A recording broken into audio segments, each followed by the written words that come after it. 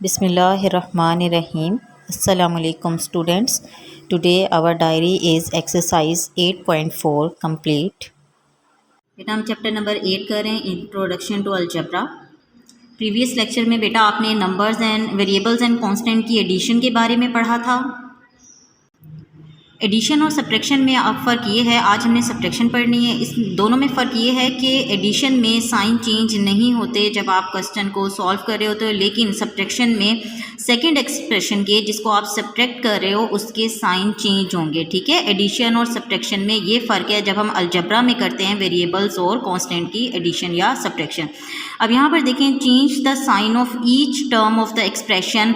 हर उस टर्म के आपने साइन चेंज करने हैं टू बी सब्ट्रैक्टेड, यानी जो कि सब्ट्रैक्ट हो रही होगी उस एक्सप्रेशन की हर टर्म के साइन चेंज करोगे आप जिसको आपने सब्ट्रैक्ट करना है।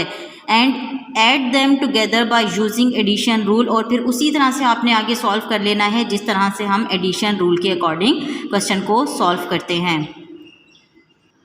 आज हमने बेटा एक्सरसाइज नंबर 8.4 करनी है। इसमें सब्ट्रैक्शन का रूल अप्लाई होगा। फुल एक्सरसाइज में आपका सब्ट्रैक्शन का मेथड अप्लाई होना है। ठीक है, फर्स्ट क्वेश्चन है सिंप्लीफाई द फॉलोइंग। इसके डिफरेंट पार्ट्स है। पार्ट नंबर 6 आपको करवा रही हूँ, 2 - x² - x³ + 2x - 1।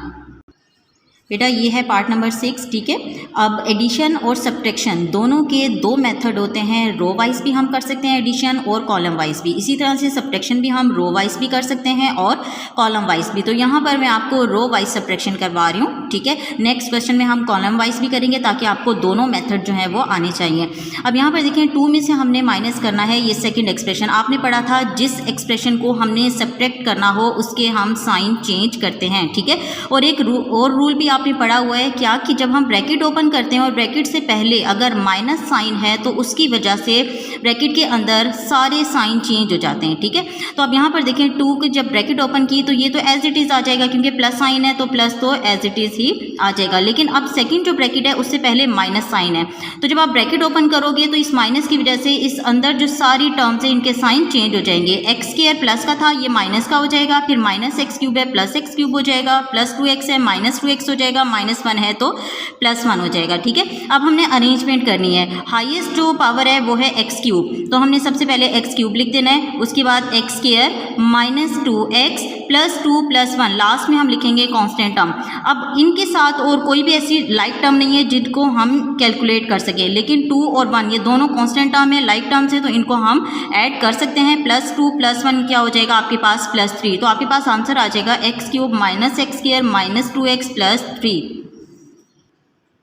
Part number 8 देखें बेटा, यहाँ पर आपको थोड़ी सी करेक्शन करनी पड़ेगी। बुक में ये थोड़ी सी मिस्टेक है। आप y के ऊपर से स्क्वायर को कट कर दोगे और x के ऊपर आपने स्क्वायर लगा देना है। ठीक है, आपने जब भी क्वेश्चन सॉल्व करना है तो इसको आपने मद्देनज़र रखना है इस बात को कि इस पार्ट में आपने करेक्शन करनी है। चलिए पार्ट नंबर 8 स्टार्ट करते हैं। सेम मेथड है बेटा। फर्स्ट जब आप ब्रैकेट ओपन करोगे तो कोई फ़र्क नहीं पड़ेगा क्योंकि इससे पहले कोई भी साइन नहीं है। ठीक है, जब सेकंड ब्रैकेट आपने ओपन करनी है तो उससे बाहर माइनस साइन है। इस माइनस की वजह से ब्रैकेट के अंदर जितनी भी टर्म्स हैं उनके साइन चेंज हो जाएंगे। देखिए ये प्लस थी माइनस थी +3x² हो गया, और +xy² था तो -xy² हो गया। इसके बाद हमने अरेंजमेंट करनी है, यानी लाइक टर्म्स को हम इकट्ठा करके लिख देंगे। 3x² - 2x² + 6xy + 3x²y। ठीक है, -xy² + 9y², ये हमने अरेंजमेंट कर देनी है। नेक्स्ट देखिए हमारे पास सिर्फ यही टर्म है जो कि कैलकुलेट होती है, लाइक टर्म है, बाकी सारी अनलाइक टर्म्स हैं। ठीक है, तो 3x² में से जब 2x² माइनस करेंगे तो हमारे पास आ जाएगा x² + 6xy + 3x²y - xy² + 9y² as it is आ जाएगा, और ये आपका होगा आंसर।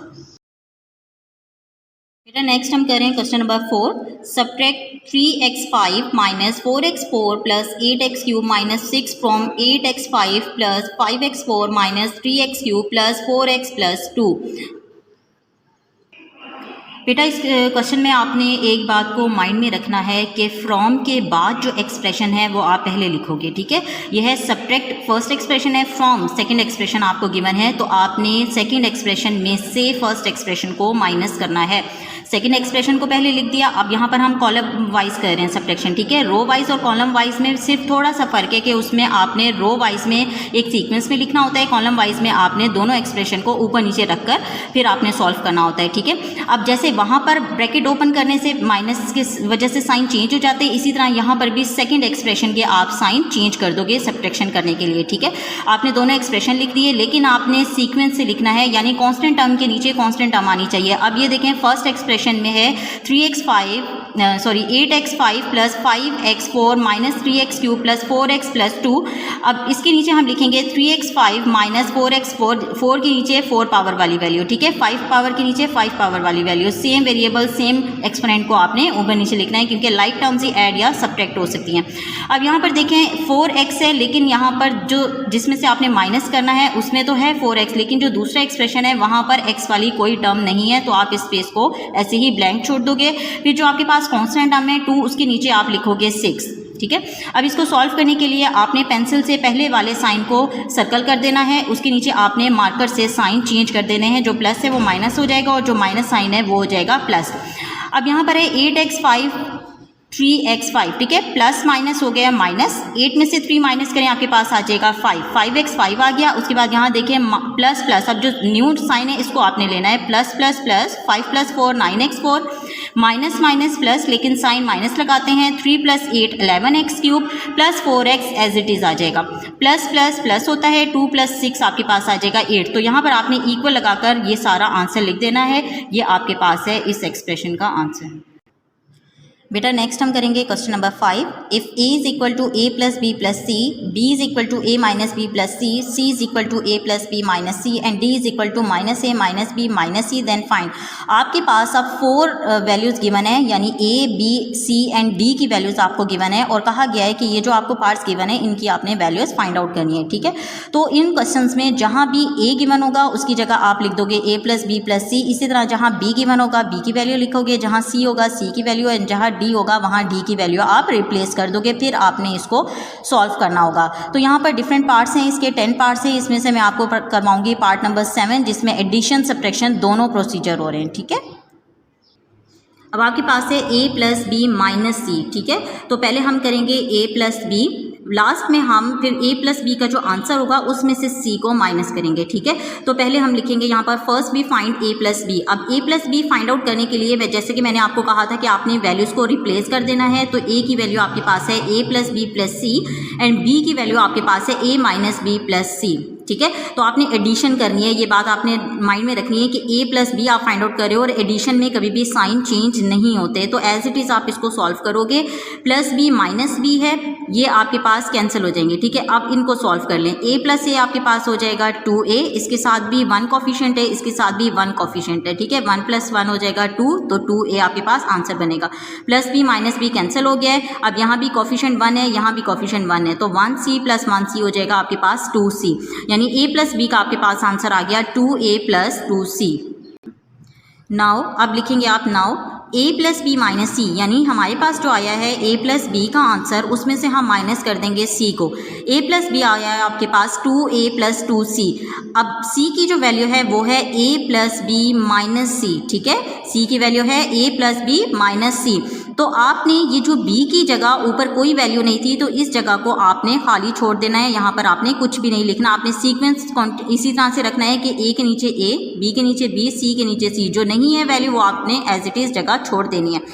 अब यहाँ पर है सब्ट्रैक्शन का प्रोसीजर, ठीक है। और सब्ट्रैक्शन में आपको पता है कि सेकंड एक्सप्रेशन के हमेशा साइन चेंज होते हैं, तो आप पहले वाले साइन को पेंसिल से सर्कल करके और उस साइन को चेंज कर देंगे, जहाँ प्लस है वहाँ माइनस हो जाएगा, जहाँ माइनस है वहाँ प्लस साइन हो जाएगा। तो अब इसको सॉल्व करते हैं, ये है आपके पास प्लस, ये है माइनस, तो प्लस माइनस होता है माइनस। 2 में से 1a माइनस कर दोगे तो आपके पास बचेगा 1a माइनस b। नेक्स्ट आ जाएगा plus 2c plus c, 2 plus 1 हो जाएगा 3 प्लस 3c आपके पास आ जाएगा। तो यहाँ पर आपके पास आंसर बना a minus b plus 3c। तो इस पूरे का यानी a plus b minus c का जो आपके पास आंसर आया है वो है a minus b plus 3c। Question number 6 है बेटा, what must be added to x square plus x y plus y square plus 1 to get x cube plus 3। यानी क्या ऐड किया जाए इस फर्स्ट एक्सप्रेशन में कि आपके पास आ जाए एक्स क्यूब प्लस 3। इसका मतलब है कि आपको टोटल ये गिवन है, जैसे कहा जाता है ना कि 2 में क्या ऐड किया जाए कि आपके पास 3 आ जाए फॉर एग्जाम्पल, तो ये आपको टोटल गिवन है। इसमें से जब आप पहले एक्सप्रेशन को माइनस कर दोगे तो आपके पास दूसरा एक्सप्रेशन आ जाएगा, यानी वो एक्सप्रेशन जिसको आप अगर इसमें ऐड कर दो तो ये टोटल आंसर आपके पास बन जाता है। ठीक है, तो अब आपको यहाँ पर कौन सा प्रोसीजर करना पड़ेगा, यहाँ पर आपको करना पड़ेगा सब्ट्रैक्शन का अमल। ठीक है, सॉल्व सबसे पहले आप लिखेंगे सॉल्यूशन के बाद after subtraction we will find the required expression, यानी हम जब सब्ट्रैक्शन करेंगे तो हमें रिक्वायर्ड एक्सप्रेशन मिल जाएगा। सब्ट्रैक्शन आपने किस तरह से करनी है, टोटल में से माइनस करना है फर्स्ट एक्सप्रेशन को, तो आपको गिवन है x cube plus 3 total expression, x cube plus 3 को आप लिखेंगे और उसमें से माइनस करेंगे x square plus x y plus y square plus 1। आपने देखा मैंने यहाँ पर सीक्वेंस रखा है किस तरह से कि अगर एक्स क्यूब के नीचे कोई वैल्यू नहीं थी सेकेंड एक्सप्रेशन में तो मैंने वो जगह छोड़ दी है। ठीक है, अब कॉन्स्टेंट के नीचे 3 के नीचे मैंने लिखा है कांस्टेंट टर्म 1। ठीक है, बाकी जिनके ऊपर कोई वैल्यूज़ नहीं है वो हमने स्पेस खाली छोड़ देनी है, यानी आपने अरेंजमेंट इसी तरह से रखनी है कि सेम वेरिएबल सेम कांस्टेंट के नीचे आपके पास सेम वेरिएबल सेम कांस्टेंट हो। ठीक है, तो अब इसको सॉल्व करते हैं। सब्ट्रैक्शन करनी है आपने, सब्ट्रैक्शन के लिए साइन चेंज होंगे, सेकेंड एक्सप्रेशन के साइन चेंज कर दिए, सारे प्लस साइन थे तो चेंज होकर माइनस हो जाएंगे। अब एक्स क्यूब के नीचे और कोई टर्म नहीं है तो x cube as it is आ जाएगा, यहाँ पर आ जाएगा new sign minus x square minus x y minus y square. अब ये कैलकुलेट होती है क्योंकि लाइक टर्म्स हैं, प्लस 3 माइनस 1, प्लस 3 में से माइनस 1 करेंगे तो हमारे पास बचेगा प्लस 2।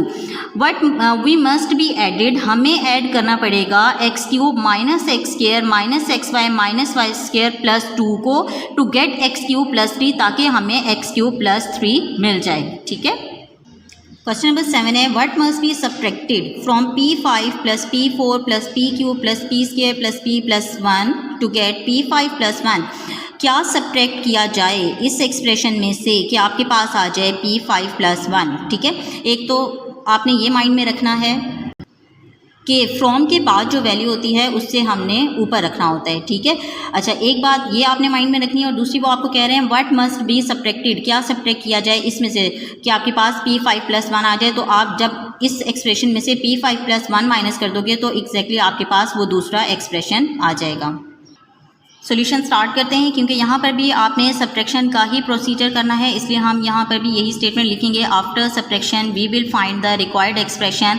अब आपने माइनस करना है, फ्रॉम के बाद वाला एक्सप्रेशन आपने पहले लिखना है और P5 प्लस 1 उसके नीचे लिखोगे। ठीक है, तो यहाँ पर इसी सीक्वेंस से आपने लिखना है कि P5 के नीचे P5 आना चाहिए और कांस्टेंट टर्म के नीचे कांस्टेंट टर्म, बाकी जिन टर्म्स की वैल्यू नहीं गिवन है वो आप एज इट इज़ स्पेस छोड़ दोगे। ठीक है, P5 के नीचे P5 है। अब हमने करना है यहाँ पर सब्ट्रैक्शन का प्रोसीजर। सब्ट्रैक्शन के लिए हमने सेकंड एक्सप्रेशन के साइन चेंज करने हैं, प्लस साइन है तो दोनों माइनस साइन हो जाएंगे। ठीक है, P5 माइनस P5 ये कैंसिल हो जाएगा, प्लस 1 माइनस 1 ये भी कैंसिल हो जाएगा, तो आपके पास बचा P4 plus P cube plus P square plus P।